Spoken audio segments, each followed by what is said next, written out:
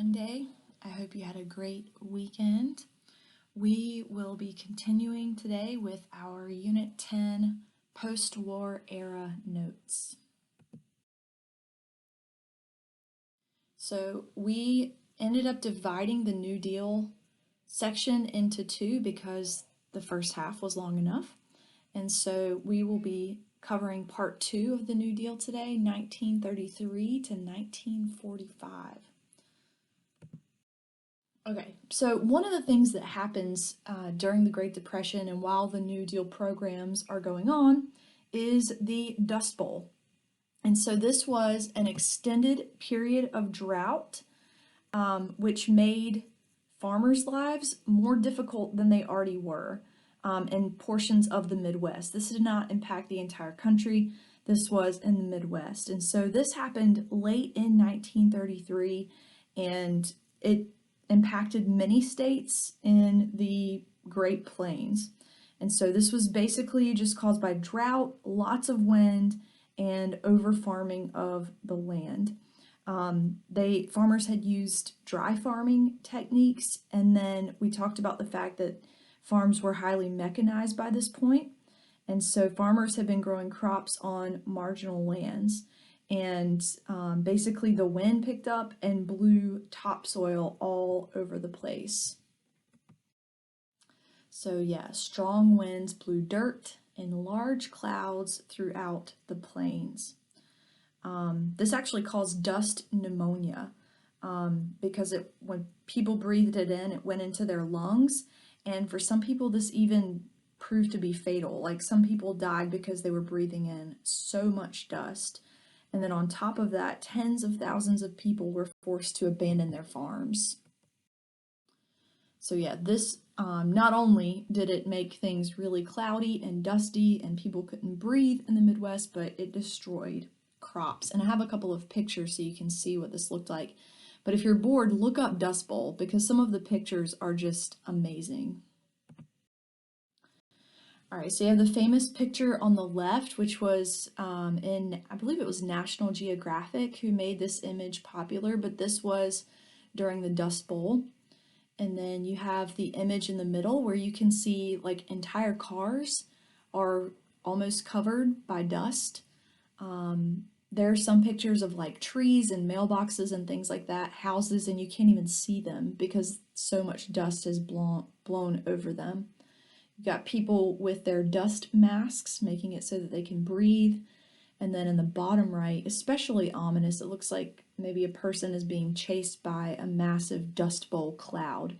And so this was, in the middle of the Great Depression, people in the Midwest were facing the Dust Bowl as well. So times were especially hard for these farmers. All right, so continuing on with some New Deal programs, looking at the Tennessee Valley Authority, or the TVA. One of the things that New Dealers complained about was the fact that the electric power industry was charging the public way too much money for electricity. And this New Deal program was aimed at fixing that. And so the TVA was passed in 1933, along with many of these New Deal programs. And this created a board that was authorized to construct dams, power plants, transmission lines, and they were also able to market electrical power to individuals and communities. So basically it made it cheaper for people to electrify their homes. And this was amazing because for the first time in rural areas, there were many people who had electricity for the first time in the 1930s. And so this was a really popular New Deal program. This was another opportunity for the government to employ citizens, and they were employed on flood control, soil conservation, and reforestation projects as well as a part of the TVA. And so it was kind of cool. The TVA actually turned some poverty-stricken areas into some of the most flourishing regions of the United States. This one was criticized a lot by conservatives because this program was viewed as socialist, the government taking over a major industry like electricity. but these projects did employ people and it did bring electricity to rural areas in the Tennessee Valley. All right, so the unemployment problem. Even though the New Deal by 1934 had already enacted several pieces of legislation to provide employment, there were still about 9 million Americans who were unemployed, and hundreds of thousands of them were in desperate need of jobs. Like they were at risk for losing everything and their families starving if they couldn't find employment. But people still were in favor of the Democratic Party. Roosevelt was a Democrat, and we've talked about this in class before, but this is when the shift happened between Democrats and Republicans, with Democrats embracing the welfare state. And so there were a lot of blacks in the South who switched their allegiance from the Republican Party, who was the party of abolition, to the Democratic Party because of these New Deal programs. And even though there were still a whole lot of people unemployed, the Democrats did increase majorities in Congress. And these policies did account for Democratic successes at the polls because Roosevelt, a Democrat, was in charge of or responsible for most of this legislation. Okay, so FDR appointed a guy named Harry Hopkins to head the Federal Emergency Relief Administration, or FERA. All these have acronyms, which makes it even more confusing, I guess, or maybe easier, I'm not sure. But he appointed Harry Hopkins in 1933 to be in charge of this administration. And this, I would say, was Congress's first major effort in dealing with the massive unemployment problem.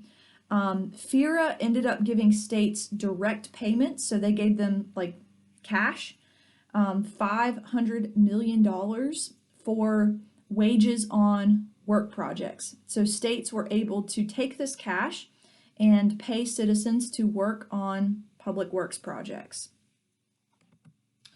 Okay, and then Hopkins said, you know what, we did a good job with that, but there are still lots of unemployed people who need jobs, not handouts. He didn't want to just give out money. He did want to hire people. And so in November of 1933, he persuaded FDR to create the Civil Works Administration. And this was another program that employed people, in this case, millions of people, on public works projects. So building and repairing roads, painting murals on buildings, all sorts of stuff. So the CWA was a branch of FERA, and this was designed to provide temporary jobs during the winter emergency. The CWA actually frightened Roosevelt. There was a whole lot of money that went into this. Hopkins ended up spending about $1 billion in less than 5 months on this program. So even FDR was kind of scared of how much money, money that they didn't have, Hopkins was spending on the CWA. Okay. So yeah, the Works Progress Administration ends up employing 8.5 million people. So that's a lot of people who did not previously have jobs, but then did have jobs. This was actually banned in 1943 because of the amount of deficit spending that was taking place on these jobs. All right, so looking at the literature that was written during this time, it's not hard to figure out that the literature during this time was depressing. It was pessimistic. It was about people who lost everything. And so just looking at a couple of U.S. authors who were writing during this time, John Dos Passos, maybe, I don't know if that's how you say his last name or not, but he published a harshly anti-capitalist, super pessimistic trilogy called USA between 1930 and 1936, basically blaming capitalism for the Great Depression. And then John Steinbeck wrote Grapes of Wrath in 1939.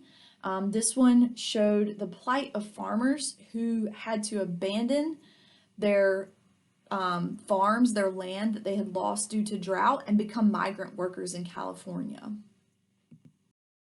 And then William Faulkner, probably the best or the most renowned American novelist of this time, wrote about the South. And so between 1929 and 1932, he wrote The Sound and the Fury, Light in August, As I Lay Dying, and Sanctuary. But the theme of most of his novels during this era was that people or characters were stuck in their settings. And so they would try really hard to escape their setting and fail every single time. And it was symbolic of the fact that people during the Great Depression were stuck in their setting. They were stuck here, and there was really no way out of it. So some people perceived Roosevelt as moderate in his policies, and they felt like more could be done to help people during the Great Depression. So we're going to look at three people who were extremists and felt like Roosevelt maybe wasn't doing enough. So one of the most popular was a guy, his nickname was Kingfish, Huey Long, and he was a senator from Louisiana, and he was concerned with the plight of all poor people. So not just white people, but also black people. And he introduced this Share Our Wealth plan. And basically what he wanted to do was redistribute the nation's wealth. He actually had membership. This movement had membership of about 4 million people. And the basis was take from the wealthy and give to the poor. So it's pretty socialist, communist sounding. Less powerful than Long, but probably more influential, was the, quote, radio priest, Father Charles Coughlin. And he said that Congress needed to inflate the currency, so print money. And he felt like if we could just print money, which, we were already deficit spending, then it would pull the nation out of this depression. He was popular enough, though. We know that because he was receiving about $500,000 in contributions per year. So he was pretty popular.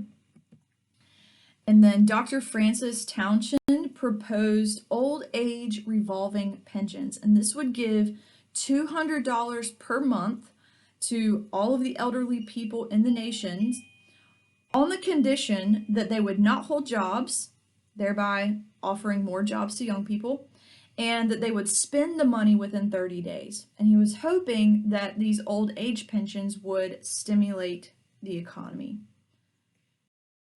That is all for today. I hope you guys have a great day, and don't forget to send me a picture of your notes.